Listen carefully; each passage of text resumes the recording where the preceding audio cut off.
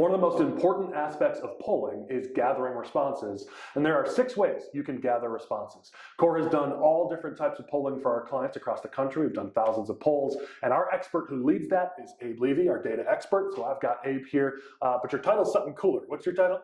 Data wizard. Yeah, it's my favorite. I keep trying to steal his title and he won't let me.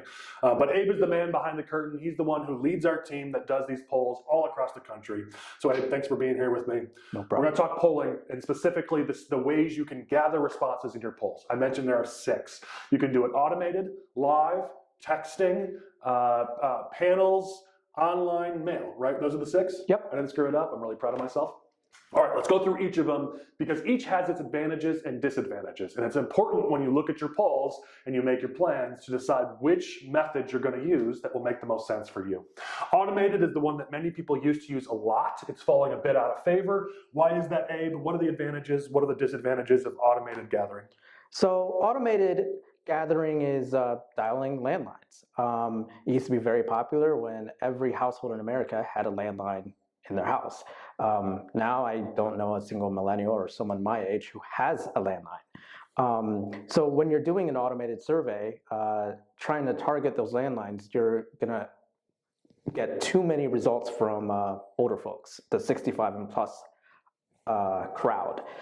So if you want to get a good sample when conducting a poll, IVR isn't the only way to go. And IVR means automated. That's the official term from the experts. Correct.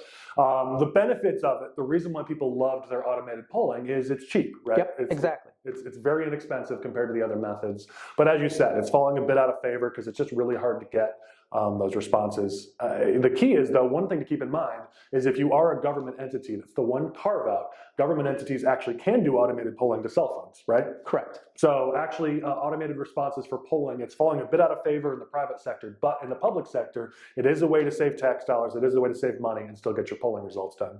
All right, the other side of that coin, live dialing, live responses. Always been popular, always been effective, but super expensive. So what are the pluses, what are the minuses of live dialing? So with live dialing, you can dial landlines, but we use it primarily to reach cell phones. And that allows you to get that entire spectrum of different age groups and hit people that don't have landlines installed into their homes. It's also a bit more targeted, right? Because when you call a landline, you don't know who picked up if it's automated. Whereas if you've got a live caller, you can make sure you've got your target on the phone, right? Yeah, generally speaking, people don't share cell phones. So if you're trying to get a 29-year-old male, you know exactly who you're connecting with. Yeah, but it's expensive, right? Live dialing is pricey. Exactly. You have to pay someone to, hit the number, dial it, and conduct the poll. Whereas automated, it just does it itself. Yeah. So highly effective, but also highly expensive, which is why some people have started going towards texting for polling. It's risen in popularity, and there are several ways you can do it. But the general idea is texting. You text somebody, and then you gather their response either online or over the phone once you get them connected. What are the benefits of texting? What are the drawbacks of that? So again, like live, it allows you to reach cell phones. It's going to be a little bit cheaper because you don't have to pay someone to actually conduct the poll, and but it does enable you to reach people that don't have landlines. And it's, from my understanding, it was started to gain popularity a few years ago, but it was hard to get people to respond because your recipients weren't used to doing that. It seems like lately people are a little bit more open to doing this type of polling, to responding to it, and so the response count is coming up a bit when you do texting, right? Yeah, recently we've done some polls where we've utilized this method, and it's been very effective. Yeah, so a lot more effective, and as you said, it keeps the prices down a bit, so you can get the cell phones without having to pay the exorbitant live calling costs. Okay. Couple other methods to talk about. Let's talk about online. There are a lot of people who do online polling. There are some advantages to it, but there also are some key disadvantages. Tell us about online or digital polling. Online is really good because if people don't use their cell phones, but they use their cell phones to browse Facebook or something like that, you can shoot out a link to them to fill out the survey or poll via form on the web. The biggest disadvantage for it is you don't really know who's filling that out. There's not a high confidence level that they are who they say they are. Anyone could take that link, they can share it and fill it out. So, and that's a big thing in polling is the confidence level. I mean, if you're going to exactly. represent data, you've got to be confident in it, right? Yep. That's always been our biggest concern with online gathering of responses is it does keep the costs down, but the accuracy has proven to be a little bit off sometimes, just because you can't keep it as locked down, right? Exactly. Yeah. Another method, mail. So some people love their mail polls. There are some advantages to it, high levels of engagement in a mail poll, but also very, very expensive. What are your thoughts on gathering responses via the mail? Yeah, so it's something that Cor's done in the past, but it takes time. You know, you got to get things to the post office, get it in people's mailboxes, and then they have to open their mail and visit the link and fill out the survey. So Or they could fill it in and mail it back to you, right? exactly. And at the end of the day, it just takes time. So if you're trying to, you really have to coordinate between, if you're doing a mixture of methods, a mixture of methods, you really have to time things well.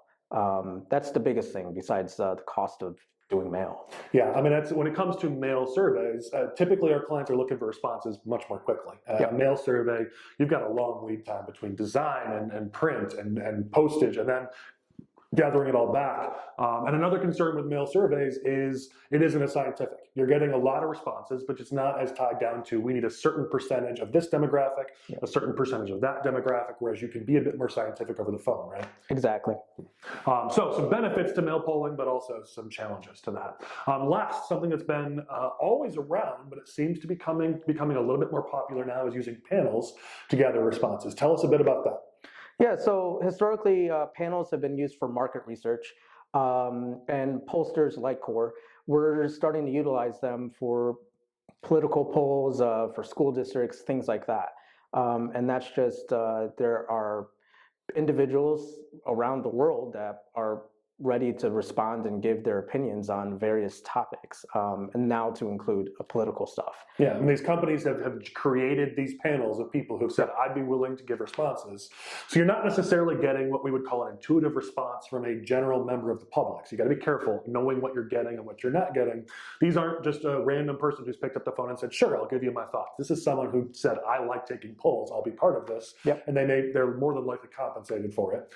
So know what you're getting, but it is a great way to get live responses for less of a cost than doing live dialing, right? Exactly. And to really target out different segments of your demographics. Yeah, that is huge. I mean, especially if we've had clients who want just veterans or just females or just seniors or business owners. This is a great way to get targeted segments, right? Exactly. All right, so we've got 6 methods to gather those responses. As you can see, they all have advantages, they all have disadvantages. Our expert Abe has done a really in-depth write-up that we provided with this video, so be sure to deep dive into that to learn more about the different methods to figure out what might work for you. My last question for Abe before we close this out, you've hinted at this a couple times, but I know you're a proponent of mixing methods. Why is that? Why do you suggest to our clients that they don't just rely on one method each time? So yeah, I mean, like I said earlier, if you do 100% automated or IVR, you're going to get 70% of those responses coming from the 65 plus crowd. And that's not very scientific. Your confidence level is not going to be very high in those results. If you're trying to get a solid sample of a population, the mixed method approach will really help. So let's say you do an IVR poll, you can get, for sure you're 65 plus, but you can throw in some texting, you could throw in some live dials and target those groups that you wouldn't otherwise get easily via automated. And this goes for all different methods, right? You've got people who are more willing to take a mail survey. And so you might have an overrepresentation of, let's say, that demographic who loves to take mail surveys. You're going to have to supplement that in some way. And so each of these methodologies reaches a certain demographic very well, but they each also have their drawbacks. And so that's one of the reasons why our data expert always suggests to pair multiple methods together. That way you can identify where your challenges are. And can't you also look at that data to see if one's skewed? Exactly. You can compare the two? Exactly. You can compare, you could do a breakdown of how certain methodologies responded to the same poll and see how it trended in one way or another. So it's a lot easier than to find, is there a skew? Do we have a problem with our data? Because now you've got ways to check that out. Exactly. Excellent. All right, well, we'll be putting out more information. You'll see more from Abe as we talk this through, talk through the benefits of polling, the different advantages and disadvantages. So stay tuned.